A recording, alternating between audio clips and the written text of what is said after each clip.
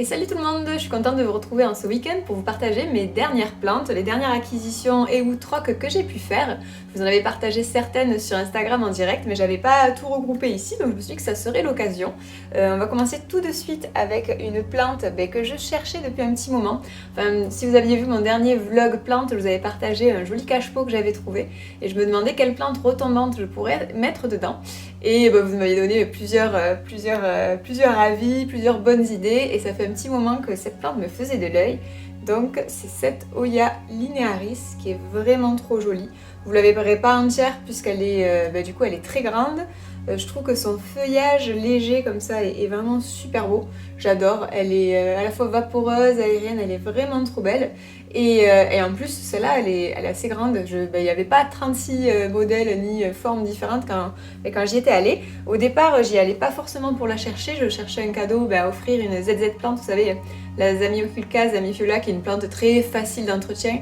Et donc pour un cadeau, c'est toujours chouette, puisque voilà, on est sûr que la personne à qui vous l'offrez, même si elle débute, il n'y aura aucun souci.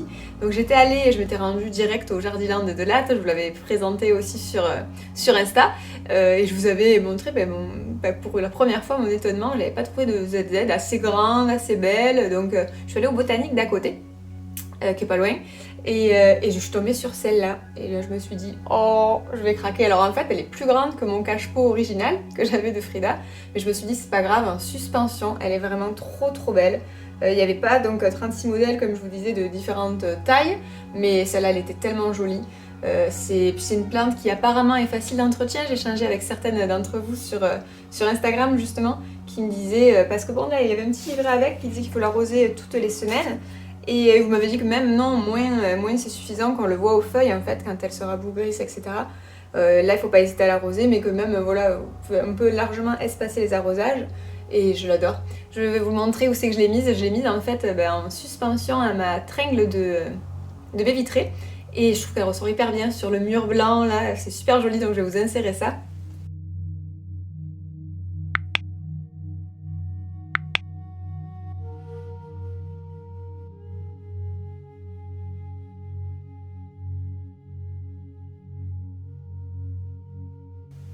Si jamais vous en avez une, n'hésitez pas à me dire, vous, quel entretien vous lui donnez. Sur le petit guide qui était avec, il y a beaucoup de marketing par contre sur ce petit guide-là qui était noté.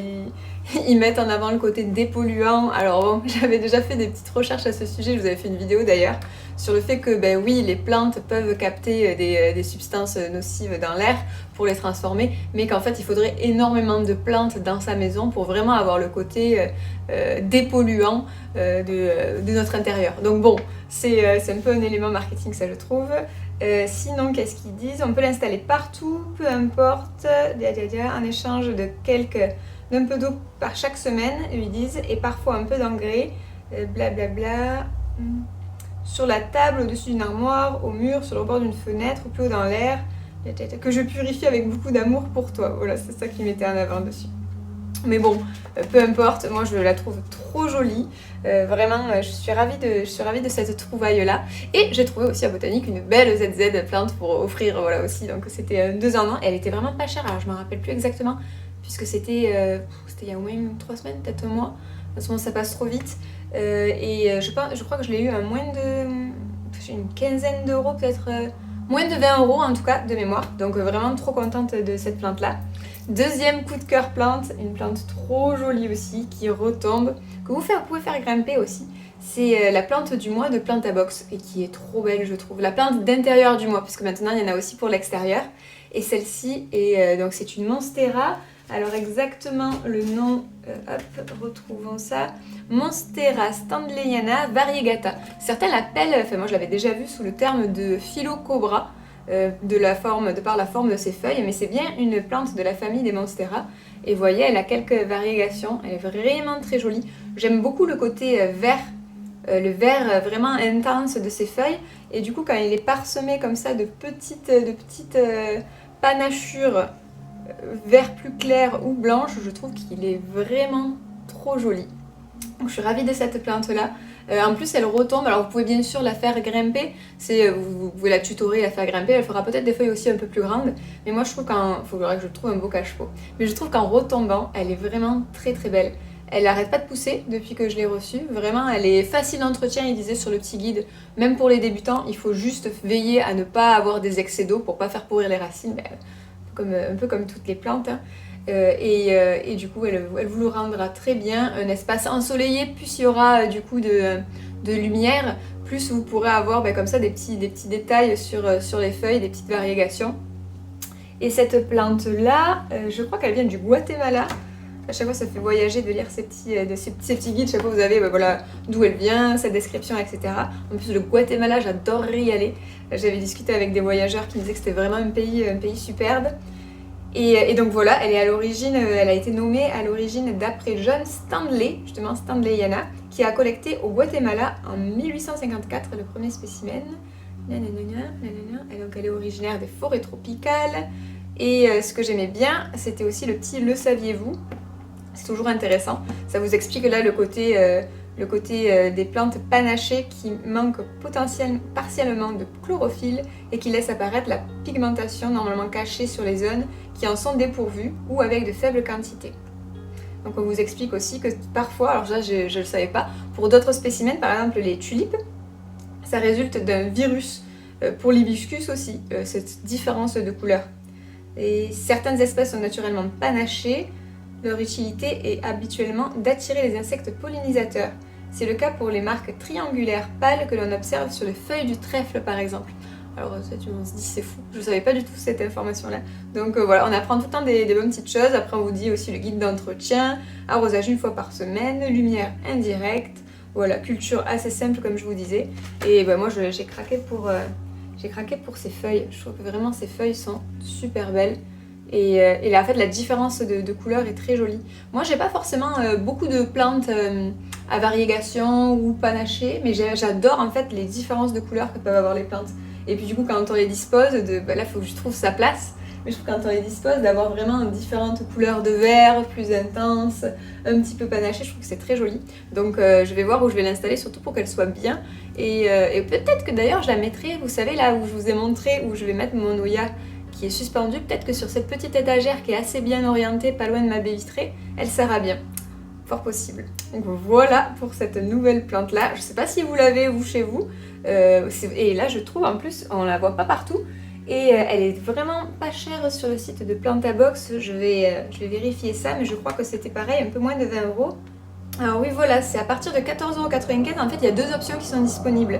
Une option avec une plante à une tige et variégation normale, et des plantes tiges multiples à forte variégation. Donc vous avez deux choix de taille de plantes, voilà, sur le site. J'ai toujours un petit code promo qui vous donne 10%, je parle trop 10. Donc si jamais ça vous tente de découvrir ça, je vous mettrai de toute façon les liens en barre d'infos, comme d'habitude.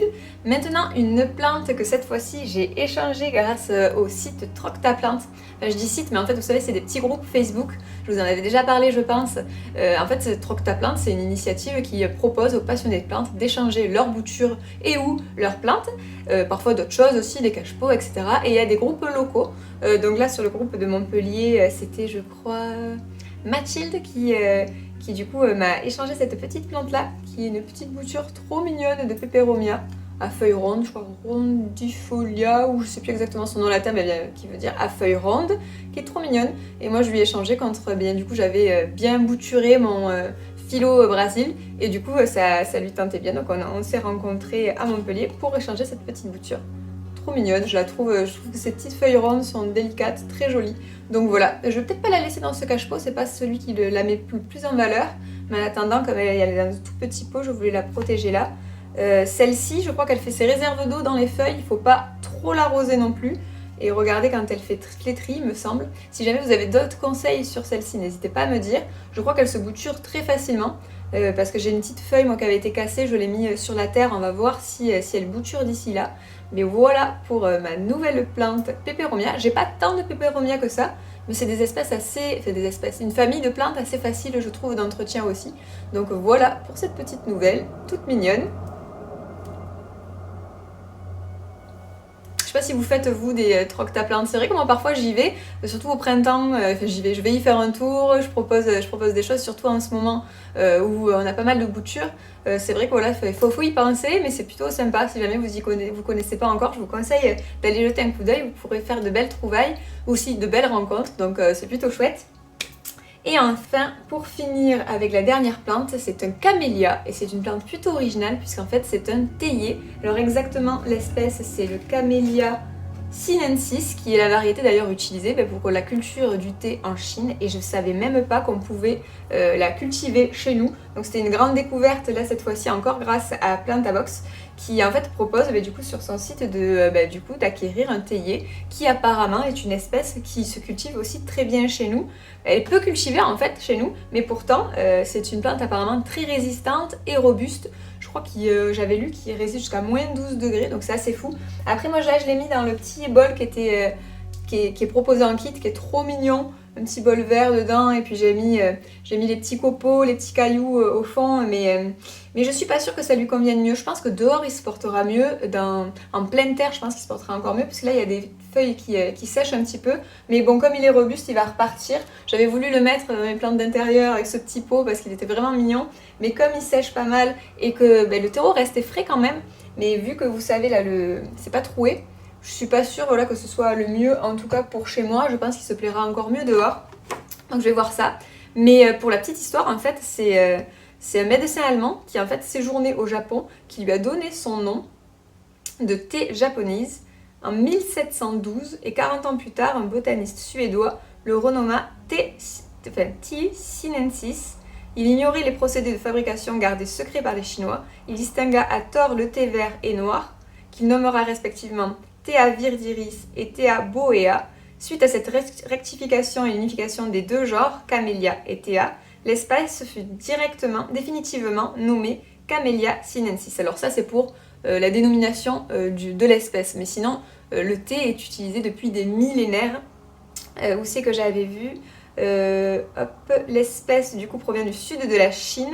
C'est le plus ancien théier connu et l'usage de ses feuilles en décoction aurait débuté il y a plus de 4000 ans. Donc c'est fou. Moi je suis une adepte du thé, j'adore ça et je savais même pas qu'on pouvait en avoir chez nous, donc je suis ravie d'avoir découvert ça. Qu'est-ce que je voulais vous dire d'autre ? Alors, il résiste mieux au froid en pleine terre qu'en pot, évidemment. On peut pailler le sol autour de l'arbuste pour conserver la fraîcheur, protéger les racines. Et pour la culture en pot, il faut utiliser une voile d'hivernage. Donc je vais voir ce que j'en fais. Ce qui est sûr, c'est que je ne vais pas le laisser à l'intérieur. Je suis sûre qu'il sera mieux dehors. Moi, j'ai une terrasse à voir. J'ai aussi une balconnière si je le plante en pleine terre ou pas. Mais voilà, je suis hyper curieuse de voir comment il évolue. Et puis vous pouvez vous-même consommer vos propres feuilles de thé. Et ça, je trouve ça fou, les faire sécher et puis les boire en décoction. Bon, là, comme il est encore petit, je vais attendre, mais je trouve ça trop chouette. Voilà. Et du coup, c'était écrit, maintenant que vous avez votre théier, vous pouvez réaliser votre infusion vous-même.